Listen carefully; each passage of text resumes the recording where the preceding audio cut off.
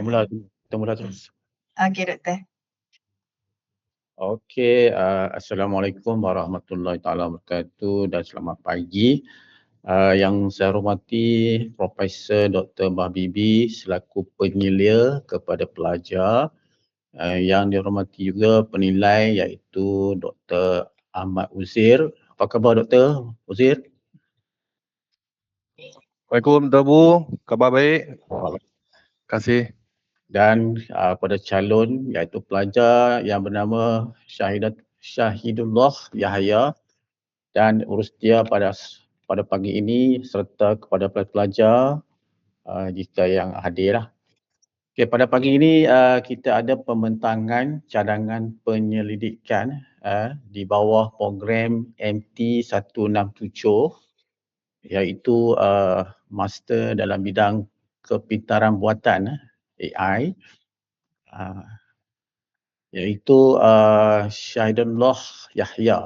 Apa khabar Syahidullah?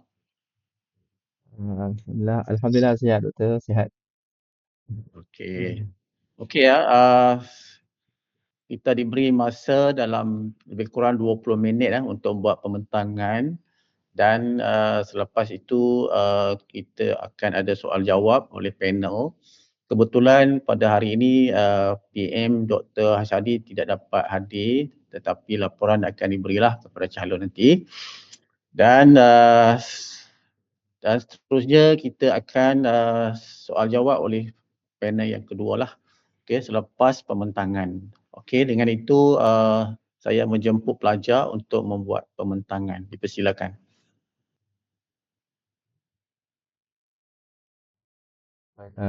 Terima kasih Doktor. Saya akan share skrin terlebih dahulu. Slide Okay, saya. right.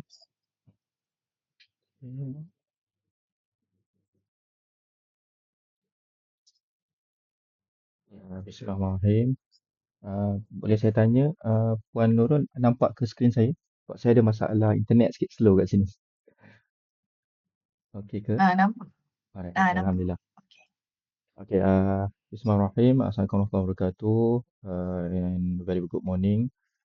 Especially kepada Profesor saya lah, Profesor Dr. Bah Bibi Petir Rahmatullah, my supervisor, and he's very supportive and giving me continuous guidance during my development of my proposal. And also saya nak ucapkan very highly gratitude to Profesor Madya Dr. Abu Bakar bin Ibrahim, the chairperson of this session, and also Dr. Ahmad Uzai bin Mazlan and others respected panel. Okay, so my name is Syahidullah bin Yahya, matrix number M2024202065 from Faculty of Computing and Meta Technology.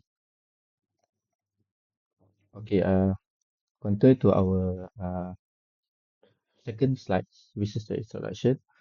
So basically, my research address a rapid transitions of Malaysia higher education towards open distance learning, because I'm also a lecturer for diploma students. So I'm also now as a head of ODL. So I feel the burden of massive burden of a lecturer lah.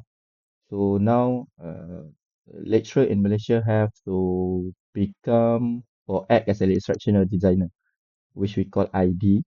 So to build this SIMS module, because this SIM module have to be based on what have been scripted or framework that being proposed by the MQA itself. So if you can see AI potential, so this AI powered chatbot, which is I use POE, offer new possibility lah to enhance the delivery and creation of this SIM material. And the most crucial thing is it's aligned with the local academic framework, which is from the MQA itself.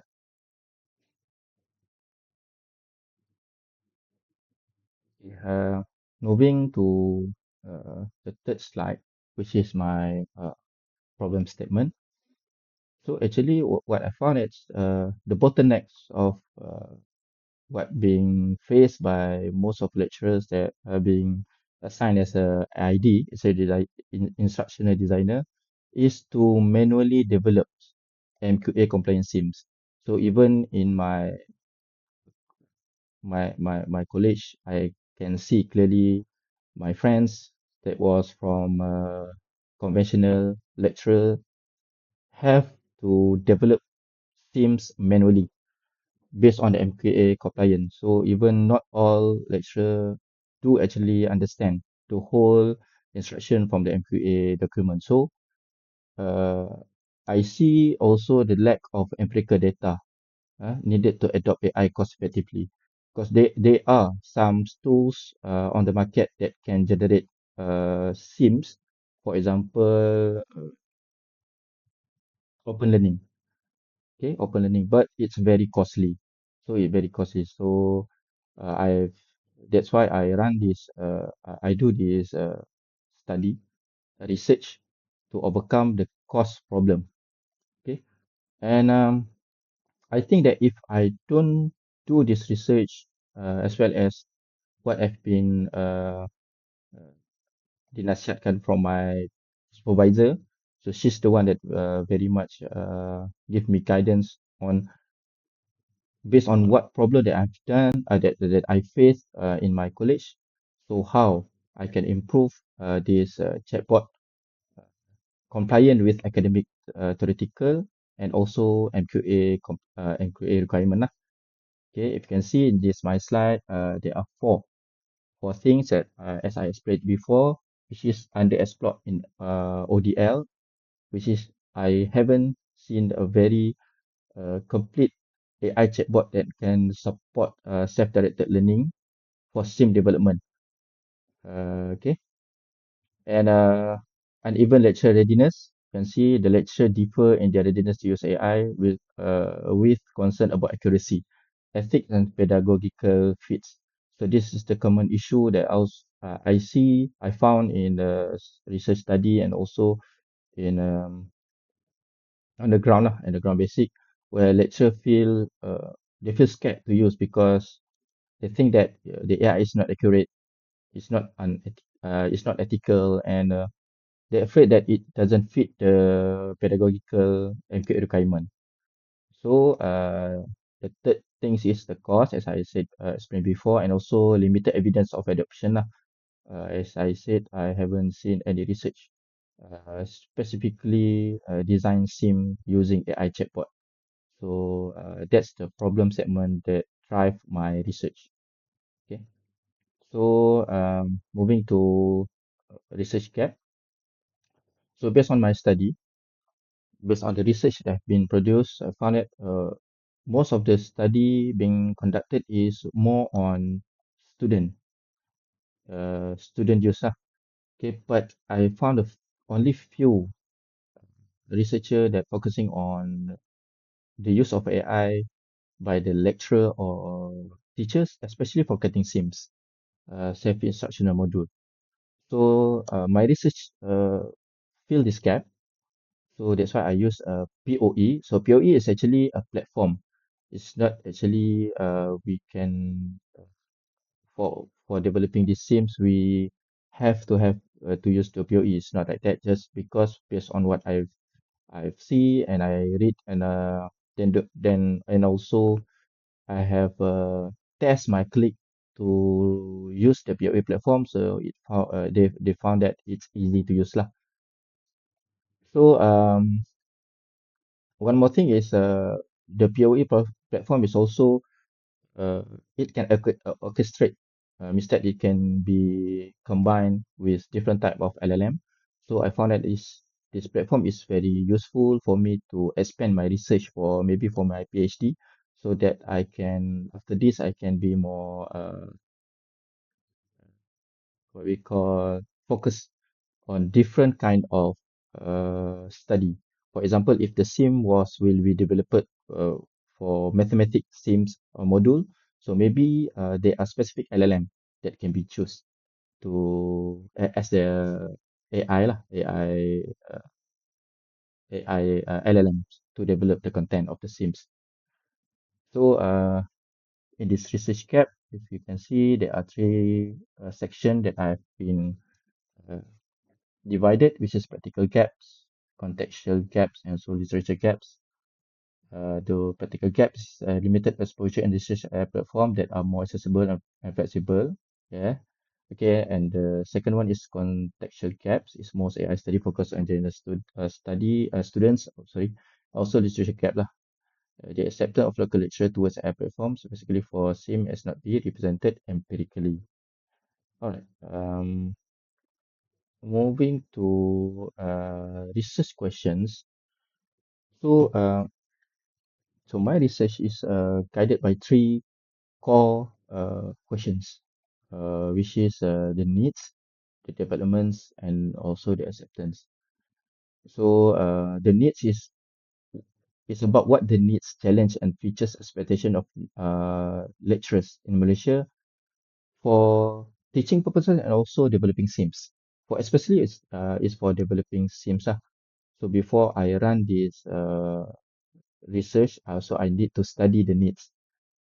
So during this phase, there are questionnaires will be conducted and diberikan lah to all the lecturers. Okay, for the second research question is development.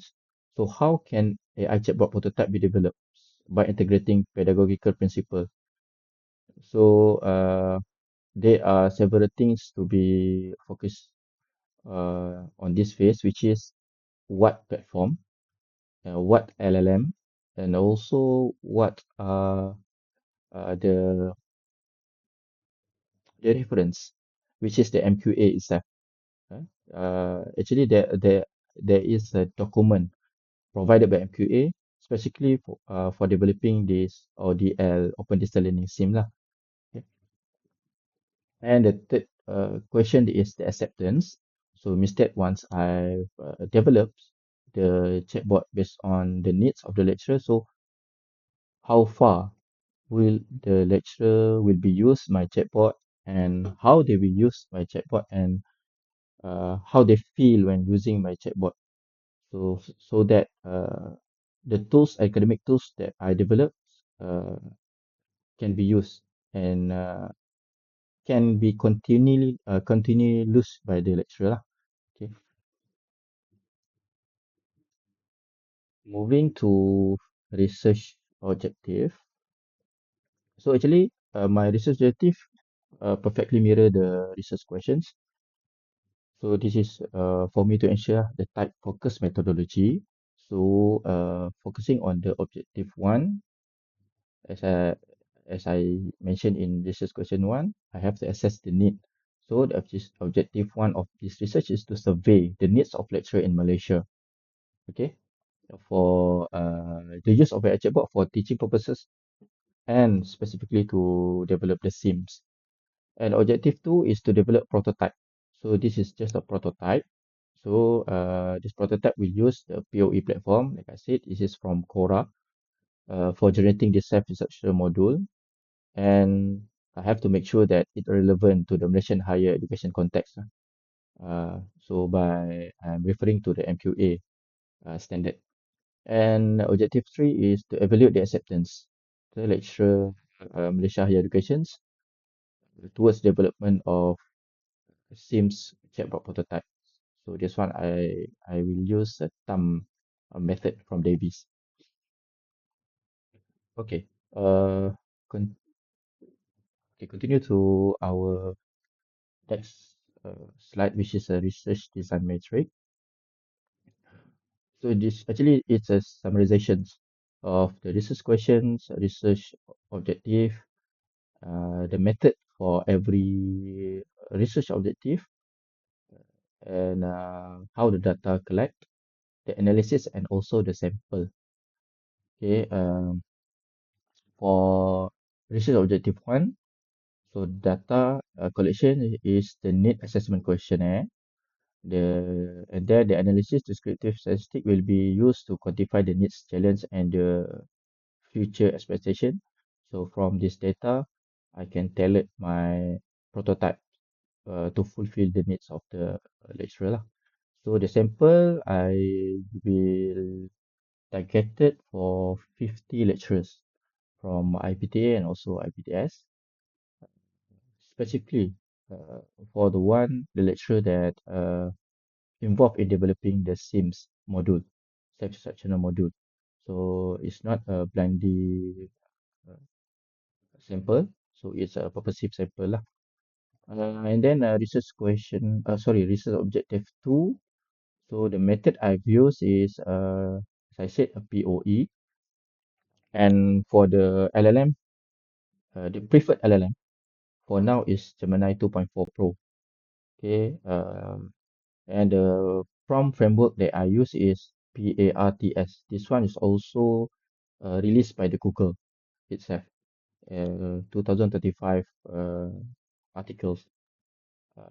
Why I choose Gemini 2.5 during my research. So that is the best LLM that produced by Google specifically for education. And there is a specific research article released by the Google lah regarding this one.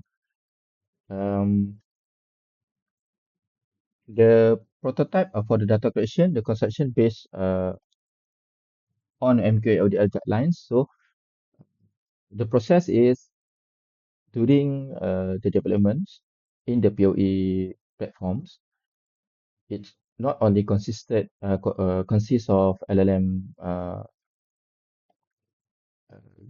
chosen, it's also very rely on how the prompt was crafted. So the prompt was crafted based on the parts frameworks from Google and combined with the MQA compliance.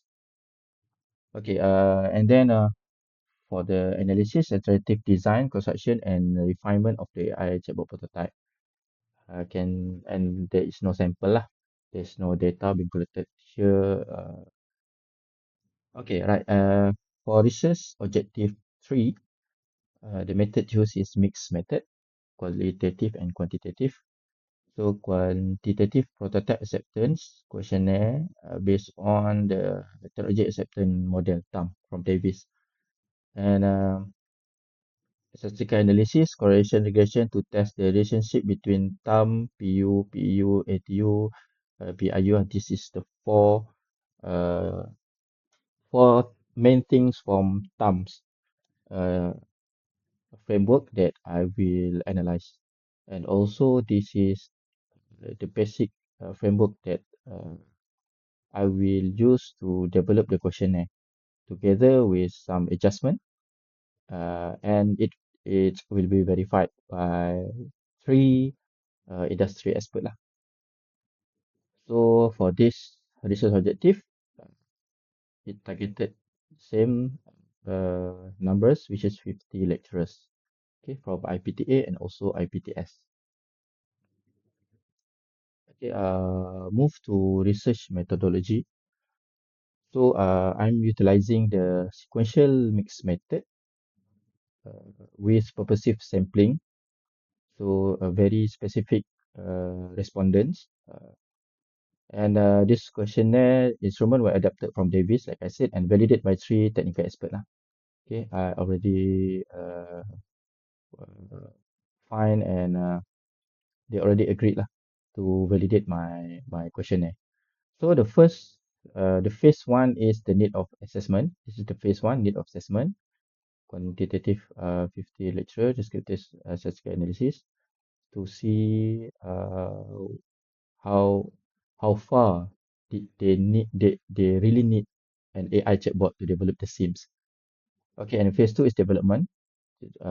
This one on myself, on my part, and the third one is the evaluation, where I will run a training for the lecturers, for my participants, to test my chatbot and give the response in the questionnaire based on the TAM method. Okay. All right. This is the population and sampling. So my respondent exclusively academic staff, lecturers. It's not students. So I'm utilizing purposive sampling lah to target 50 lecturers from IPTA and IPTS. Okay. And the focus location is KTAC, College Terpijak Tabaran Cybernetic, which is my current college that I'm working now, and also our university, which is OPSI. And then the sample size is 50 lecturers. Right? Okay. So why I stick to 50? Because the first point is according to Memon, the robustness of any sample depend more on careful selections of respondent rather than its size. So purposive sampling is uh, lebih diperlukan more than just a random number of big size participants.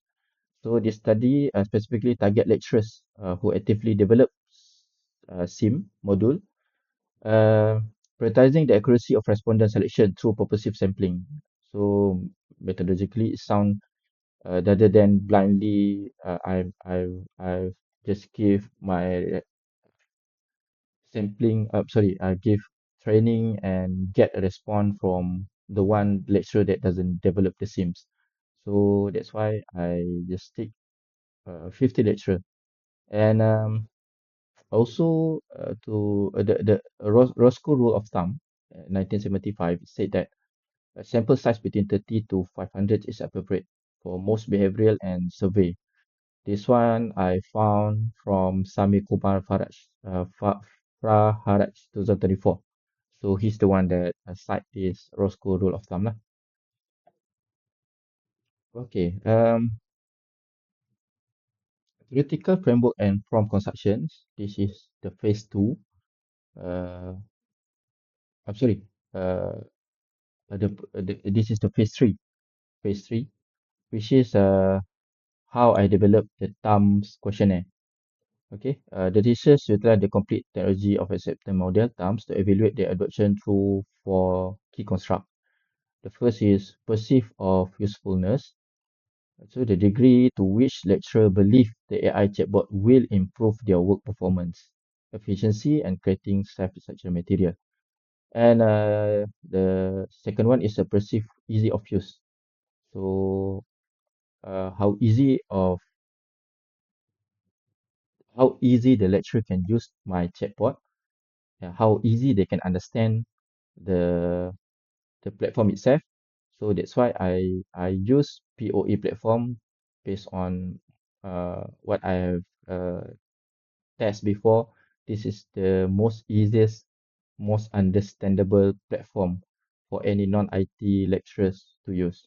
Okay, and attitude towards using two, the lecturer overall positive or negative evaluation and feelings regarding the integration of these AI tools.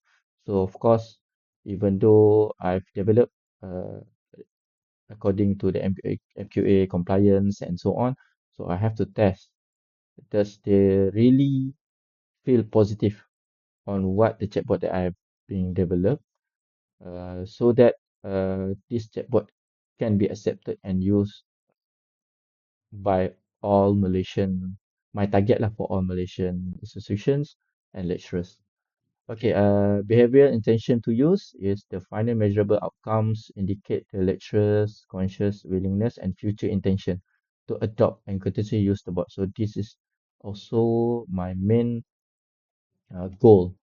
I want the lecturer to use this chatbot, uh, and also they feel this chatbot is reliable, uh, and this chatbot can be adopted in all higher institutions lah. Okay,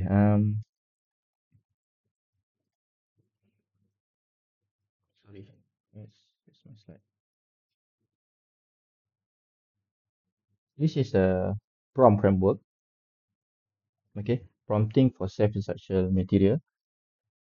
So, regarding the MQA, so the SIMs developed must have four core elements. As we know that SIMS is a self-instructional module, means that the student can read and understand the module without the assist from the lecturers. So that's why it's developed specifically for open distance learning students.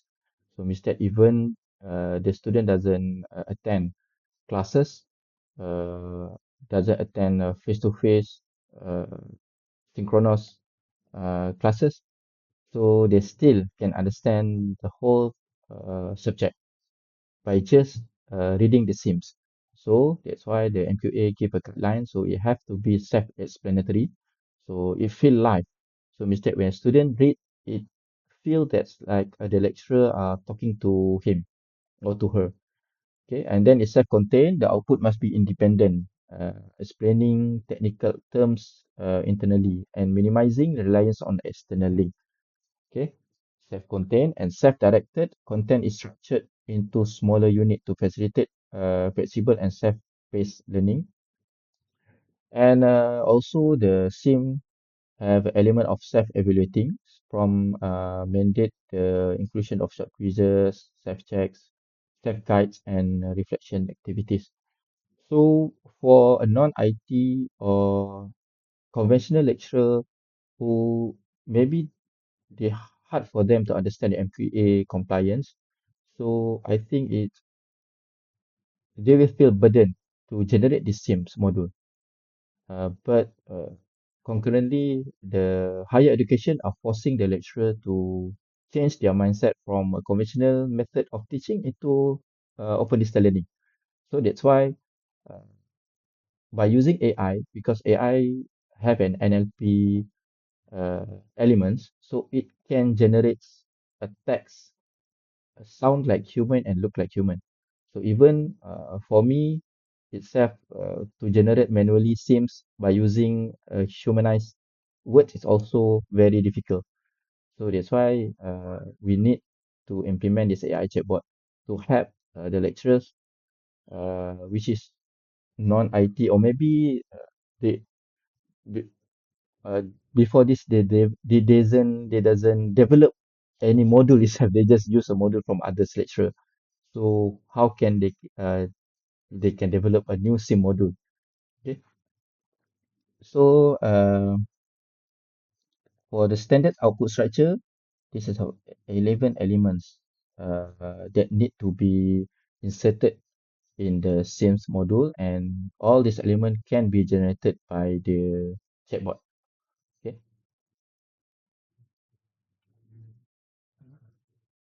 Okay. Expected outcome and contributions. So this is my expected outcomes. So for lecturers, produce an AI chatbot that function on POE to reduce the time burden preparing same material, like I said before. This is my intentions. So it will reduce the burden of lecturer to generate this same module. So that's why I heard that for some of the IPT, IPTS, they they pay almost 1,000 or 500 person who can develop one SIM module. So this a burden, that burden is also feel by the higher education itself because they found that the lecturer itself doesn't capable to develop the SIM. So I hope that my chatbot will help to first reduce the cost of buying SIM or appointed a person to develop a SIM by the higher education institutions, and also reduce the burden of the lecturer itself to develop the SIMs. Okay, for institutions, provide empirical evidence of the cost effective of the POE platform. So I want this chatbot generated and back up with empirical data. Okay, and the third one is practical scalability, scalable. Provide a standard template for integrating AI into other ODI courses. Okay, all right. So this is my research timeline. Phase one is the need assessment. I explained before. I will get a response from lecturers who was assigned to develop the SIMs. And phase two, I've developed the chatbot, and phase three is evaluations. So this is my last slide. This is the conclusions. So my conclusion is For transforming challenges, the study addressed the logistic bottleneck of sim creations by leveraging generative AI as an assistive pedagogical tools. And a foundation step is to develop prototypes, serve a vital starting point for further empirical study into localized AI adoption. So what I mean with localized AI adoption is, as I explained before, maybe I can further generate a chatbot by using specific LLMs for my PhD study, localized for specific topic of knowledge, area of knowledge, mathematics, English, and so on, because each of LLM have its own strengths. So different LLM have its different strengths. So why I choose the Gemini 2.5? Because uh, the Google itself, from its article, said that their LLM generally can be used to assist uh, student or lecturer to understand almost all topics. Okay, so that's the reason why lah I choose the Gemini 2.5 Pro. Again, the feature scope is future work should focus on comparing different LLM across specific academic fields and seeking formal recognition from the MQA. So what I what my target is for maybe for my PhD is to get recognition from the MQA itself lah, so that this chatbot can be used uh, with the MQA compliance and recognitions. Okay, that's all for my presentation, and thanks for lending your ears. Okay, thank you.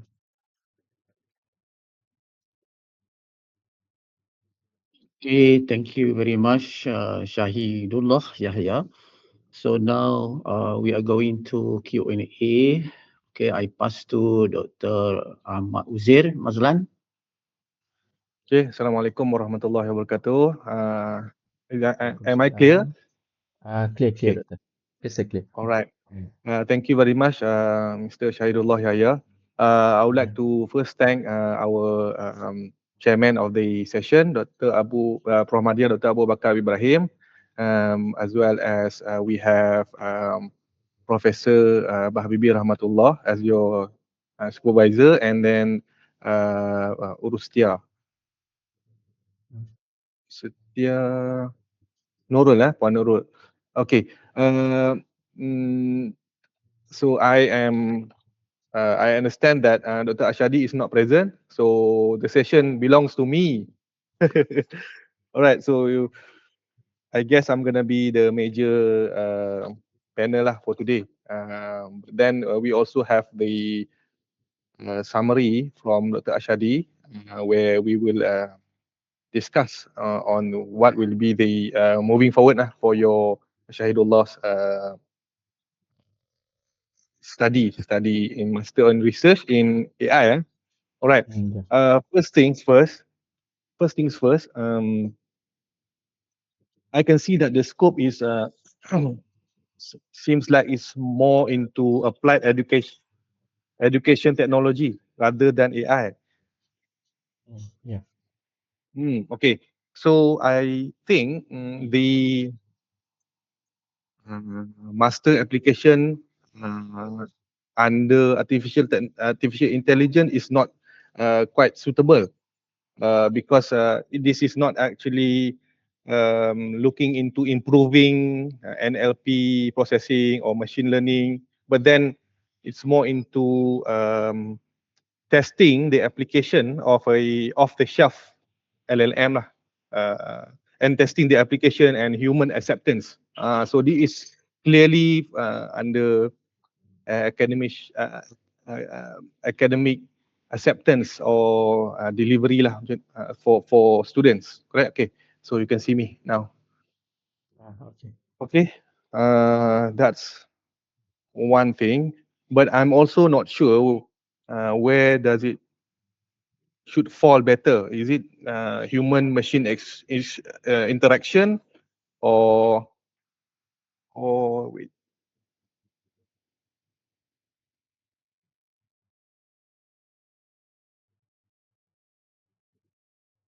Human machine interaction. Oh, there's one more just now I search. Instructional technology. That's another category lah under this UPSI master in at Meta, Faculty of Meta. Okay, that's one thing. All right, next one is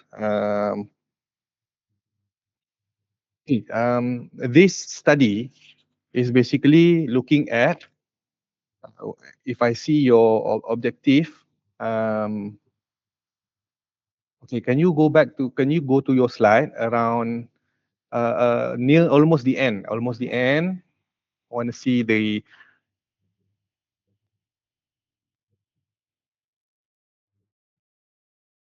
contribution around there. Okay, alright, here, that slide before.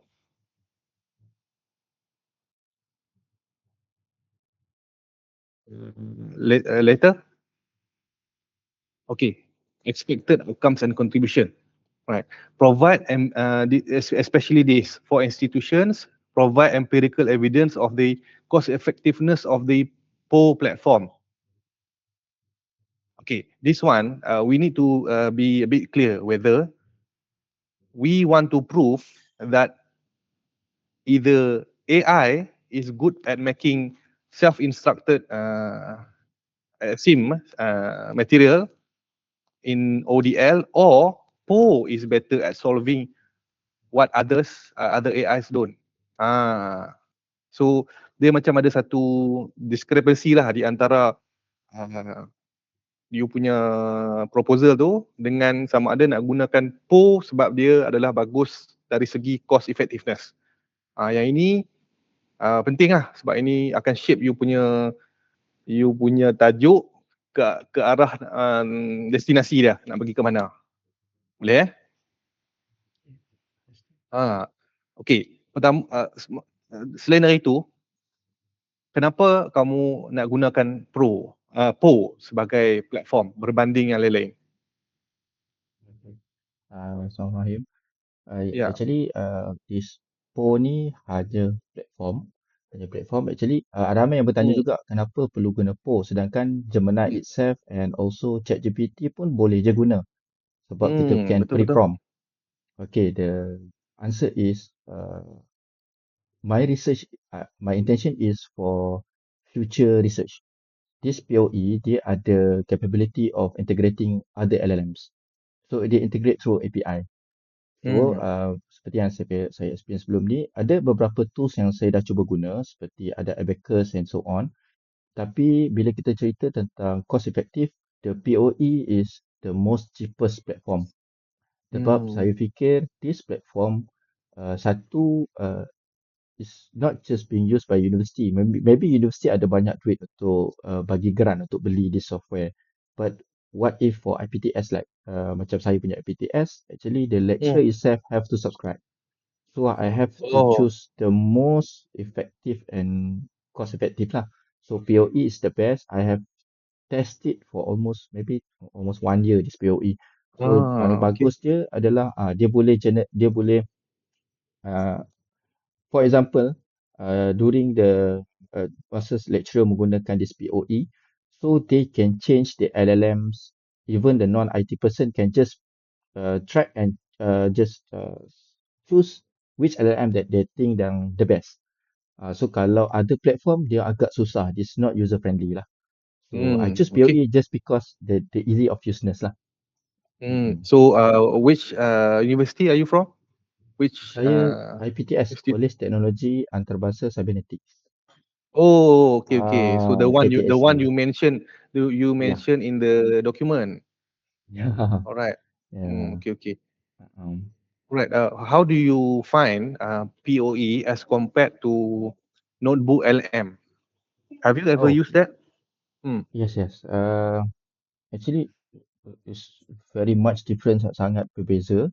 Satu, Notebook LM itself memang belakang engine dia adalah Gemini. Kita tak boleh nak ubah apa pun sebab dia dalam Gemini punya framework. So the intention of research saya ni adalah saya nak membenarkan pensyarah in future boleh change dia punya LLMs according to the specific dia punya tajuk yang dia nak generate. Mungkin dalam bidang sains, dalam bidang matematik, sebab ke depan nanti setiap LLM ni mereka bersaing. Jadi ada setiap masa akan ada LLM yang lagi better dan dia cakap dia sangat bagus dalam calculations. So on that time the lecturer tak perlu berubah kepada platform lain, mereka just tukar the LLM punya inilah selection. I understand. I agree. So over the time, we saw that in the beginning it used to be ChatGPT, and then it was taken over by Cloud, and then due to the cost, we went for Gemini, and so now Gemini is gaining track lah, as one of the leader lah, you would say, beating all the pioneers, right?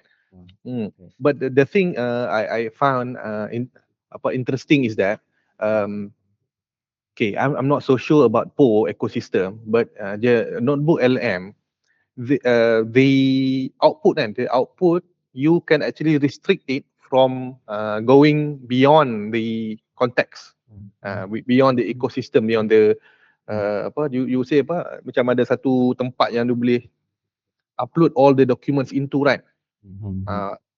So I can see that is similar to a notebook LM or ChatGPT projects, Cloud project, but how reliable is that?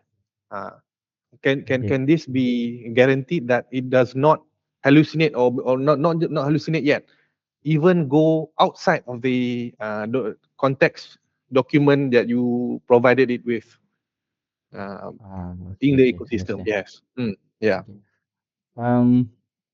Actually before Google release the notebook LM, menariknya POE keluar dulu. Dia keluar after ChatGPT dalam berapa months. This POE is from Quora. So the POE the first platform yang on that time yang membenarkan RAG, Retrieval Augmented Generation. So means that the user can just drag drop document. Then for me, I think there are two things for us to make sure that the AI ni tak hallucinate. Satu, kita kena grounded dia. Ini apa yang disebut istilah yang digunakan oleh Google lah. Dia kata kena grounded. Grounded ni maksudnya kita kena bagi dia data dan kita membenarkan dia untuk search the website. And then the second thing is about the prompt itself. So prompt kita sendiri yang perlu nyatakan bahawa jangan mencipta ataupun mencari maklumat selain daripada apa yang telah kita berikan. So that's why dalam saya punya POE ni ada dua elemen juga. Satu, POE itself memang boleh masukkan dokumen. This is a grounding. Dan kita ada pre-prompt. Instead dalam seperti saya sebut dalam PARTS tu, parts tu saya dah generate prompt yang panjang dan prompt tu dalam prompt itself ada elemen untuk mengelakkan dia hallucinate. Okay. I think this is very profound. And you should mention this in your methodology. Why? Because later I want to talk about repeatability and consistency. That means the prompt design, you must have a framework in which this framework would prevent the LLM from going outside of the ecosystem that you've built. But I don't see that in your document, or maybe I've missed. You faham tak? Dia macam kita nak restrict dia tu kan. Tapi itu sebenarnya satu benda yang penting.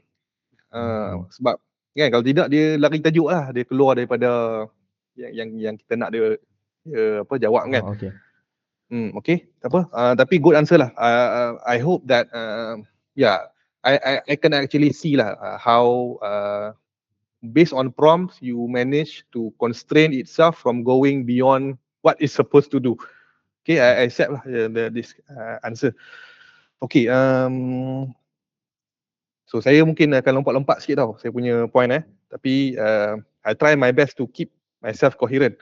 Alright, okay, in your document kan, you mention about cost kan, and also on the title on the objective just now, cost effectiveness. But if we want to talk about cost effectiveness, then we need to have the literature on the cost effectiveness. But we don't see that. Contoh kan, dalam dokumen ni saya tak nampak ada perbandingan kos tau. Ya. Jadi kita kena perbetulkanlah di situ. Okay, maksud saya kalau kita kos ni versus apa? Kita nak versus dengan ChatGPT ke, ataupun kita nak versus dengan model lain, tapi dalam model yang lain tu pro versus plus versus apa kan. Jadi adalah sedikit macam asas untuk kita ground kata pro ni is the best lah compared to others. One, in terms of tadi satu soalan, satu sama ada AI itself is the best moving forward to replace manual SIM generation. Satu. Or using PO as the best solution. Itu yang ini satu soalan nak kena jawab. Yang kedua, kalau nak cakap pasal cost, kita kena bagi perbandingan cost dalam kita punya literature lah kan. Okay. Itu seterusnya. Kemudian saya tengok ada isu repetitif dalam dokumen you. Ini yang saya nampak repetitif ni, lecturers can input CLO and direct to learning outcome and so on. Yang ini ada beberapa kali repetitif. Jadi saya nak minta betulkan Okey, baik. Okay. Kemudian daripada section 2.4 dia lompat terus ke 2.8. Ini kena betulkan. Kemudian kita ada banyak kali sebut pasal hallucination. Memang penting lah isu hallucination ni. Cumanya dalam you punya ni you tak sebut hallucination. 2.41 saya tengok. 2.4.1. Technical and performance challenge. Accuracy and reliability issues. A primary concern, potential for incorrect, false, inaccurate or misleading information. The problem extends to AI's general data accuracy, skepticism regarding the dependability of AI generated content. Itu satu, accuracy. Kemudian seterusnya disebut comprehension, kefahaman. Dia mungkin tak faham apa yang kita nak masukkan. Tapi bila ada ekosistem ni, menjawab soalan tu sebenarnya. Kita bukan sekadar berbicara dengan dia dalam satu chat, tetapi dalam satu bigger punya house kan. Yang mana dalam house tu baru kita tanya soalan dia kan. Itu menjawab lah. So itu akan lebih diatasi dengan masalah comprehension. Cumanya dekat sini tak ada hallucination. You tambah Itu. Baik. Okay. Sebab memang hallucination ni memang benda yang major lah untuk kita terlepas daripada projek sebegini. Kemudian seterusnya saya tengok manual SIM is harder kan. Many times that you stated this in your presentation, in your document, that manual generation self-instructed material is harder to be built as compared to using AI. But there's no evidence backing this. We know that for a fact. In reality, you and I know we are both academics. Memang buat manually memang susah. Kalau memang cukup bantu kita lah kalau kita gunakan buat benda ni. Buat semakan program ke, nak follow polisi yang kerajaan tetapkan kan. Nak follow dokumen ini, dokumen itu yang berbeza-beza. Kita guna AI mudahkan cara. Tapi ini cakap-cakap mulut lah.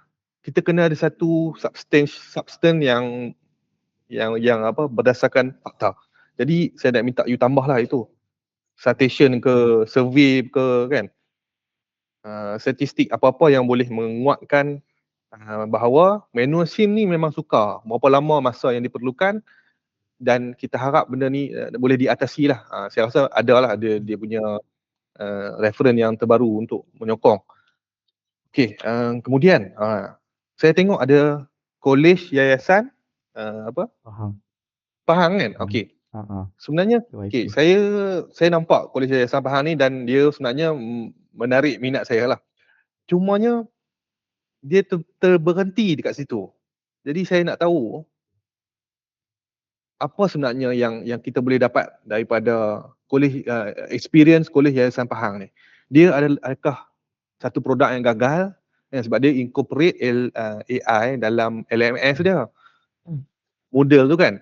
Cuma sejauh mana dia berjaya incorporate tu dan dia dah berhenti ke? Sebab dia adalah satu case yang kita boleh investigate heavily lah kan, keberjayaan dia ataupun kegagalan dia.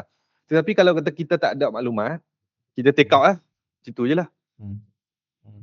Kan saya ingat itu penting lah sebenarnya untuk kalau kita sebut, kita kena berbicara lebih mengenai dia. Kan? Ada apa-apa yang boleh kamu kongsi mengenai Kuliah Yayasan Saad punya pengalaman ni? Saya dapat this info from the article itself. So, from Okay. Shohira ni lah.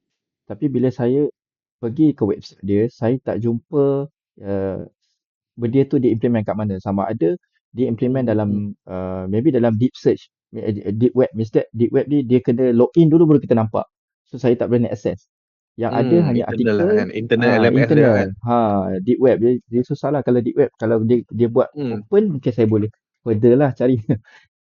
Itu yang itulah. Saya faham.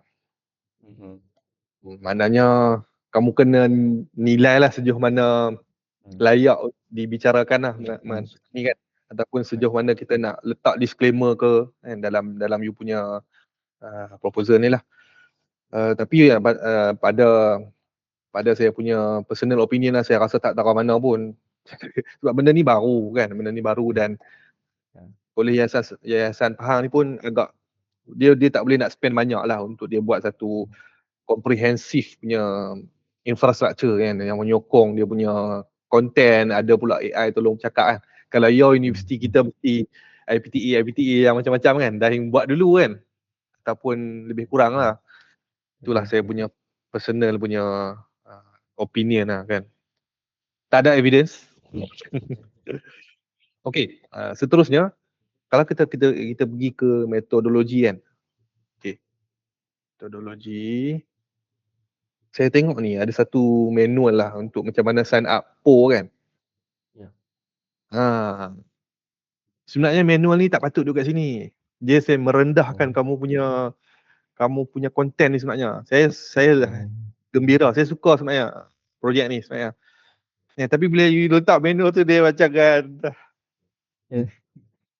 dia buat turun level tu lah kan, sebab nak sign up, macam mana nak pilih modul dia apa semua kan. Kalau dia sebaiknya ini dia duduk dekat appendix lah kalau nak letak kan. Okay. Selain daripada itu, berbanding you nak letakkan manual ni, kita kena letakkan design framework tadi tu. Yang you cakap macam mana nak constrainkan dia. Okay. Kita boleh kaitkan dengan parts yang you mention tu. Persona, apa lagi structure semua tu kan. Saya tengok itu disentuh, tetapi dia berapa mendalam. Sebab apa, kita clear dah tau. Kita dah clear. Kita nak menuju ke arah MQA driven approve compliant kan, benda-benda tu kan. Jadi kita dah tahu hala tuju kita adalah bina SIM yang comply. Jadi sudah pun kita boleh bina satu framework khusus untuk menyokong benda tu. Jadi barulah you punya nanti questionnaire, you punya survey tu dia grounded dah. Jadi you takkan lari dah kepada bila lecturer nak buat sendiri benda tu, dia tahu dah aku akan guna konsep parts dan juga aku akan guna you are apa contohnya, you are to create based on this document of policy by MQA kan. Itu mestilah dah sahih dah jadi satu prompt khusus, betul tak? Kita takkan lari dah kan benda tu kan. You are to design based on this, based on that. Nampak tak? Kita dah grounded dah kita punya metodologi tu lah. Maksudnya dia jelas kat situ. Okay, itu satu advice lah pada saya. Okay. Lagi. Okay. Kau suruh 31 saya tengok.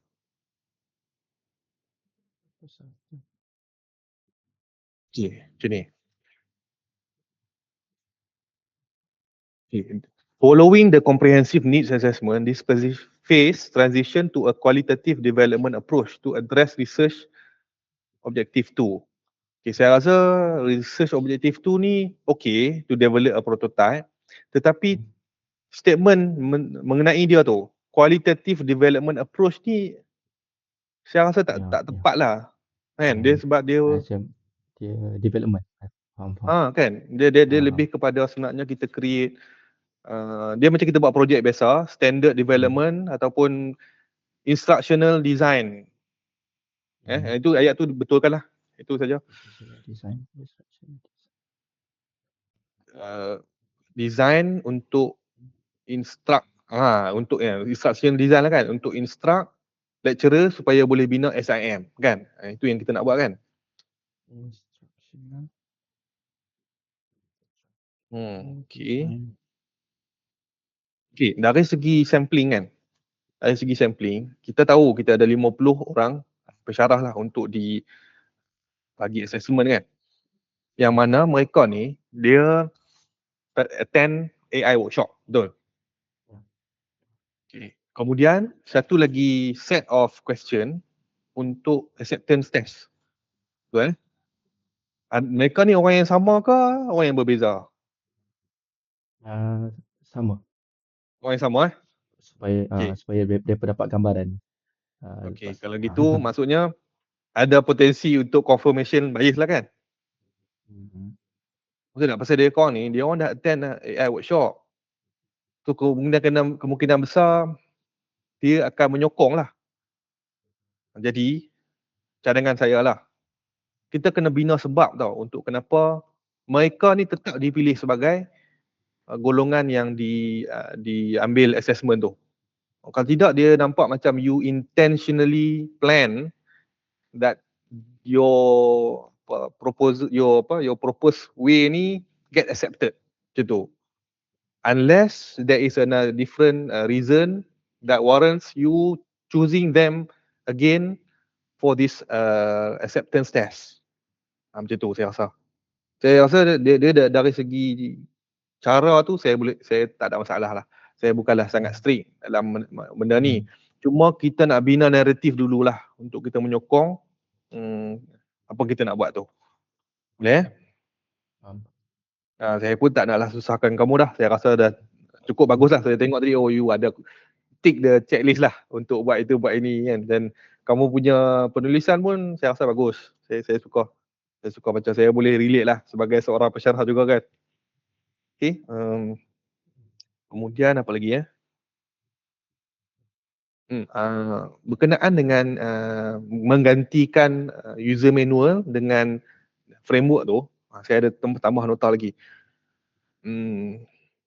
Okay. Ni sebab apa saya nak tekankan yang itu tau, di framework tu. Framework cara nak menulis prompt tu. Sebab kita nak pastikan framework ni dia akan memberi satu standard jawapan yang mana dia bukan random. Kalau dia random, maknanya dia tak berkesan. Kalau hari ni kita bagi prompt ni, kita ubah sikit kan. Maknanya kalau kita ubah sikit, jawapan dia dah jauh, dia punya output dia, maknanya dia tak boleh reproduce. Kan, maknanya framework tu sendiri boleh dipersoalkan. Jadi saya nak you masukkan di metodologi bahagian tu satu framework yang mana kalau orang follow framework ni, dia tulis macam mana pun kan, biasalah kita akan ada perbezaan sedikit kan macam mana kita menulis. Jawapannya lebih kurang je. Satu ketika kita dapat 5 part. Satu ketika lagi mungkin 4 part saja. Dia tak lari lah daripada 2 ke 10 ke kan. Tu maknanya repeatability tu kita boleh dapati, kita boleh perolehi. Kan? Dan sudah pastilah compliance lah sama dengan MQA punya polisi lah, pasal itu kita punya hala tuju kan. Kemudian ini saya rasa paling penting lah sekali. Saya tengok kamu dah ada pakar kesahalah untuk mengesahkan kajian tu. Mengesahkan questionnaire dan survey tu. Saya nak cadangkan satu portion perceived MQA compliance untuk memenuhi MQA standard. Adakah pensyarah ni dia merasakan memenuhi ke tak MQA punya standard yang ditekankan. Maksudnya dia macam ada round lah, we go one full round lah untuk confirmkan kan. Okay, itu satu. Kemudian berbalik kepada design yang saya sebut tadi, design framework lagi Okay, asyik-asyik kat situ je kan. Okay, kita punya generated outcome tu, result daripada jawapan prompt tu, siapa valid kan? Sebab in the end, itu yang matters. Repeatability, compliance, and so on. Tak ada siapa validkan benda tu. Semua questionnaire tu rasa-rasa saja. Jadi saya rasa patut ada satu penutup, subject matter expert yang boleh tentu sahkan bukan semua output tu benar, tetapi beberapa part saja, mungkin 3 ke, daripada result tu, oh indeed, memang compliant, memang seperti mana yang kita rasa sepatutnya. Gitu lah.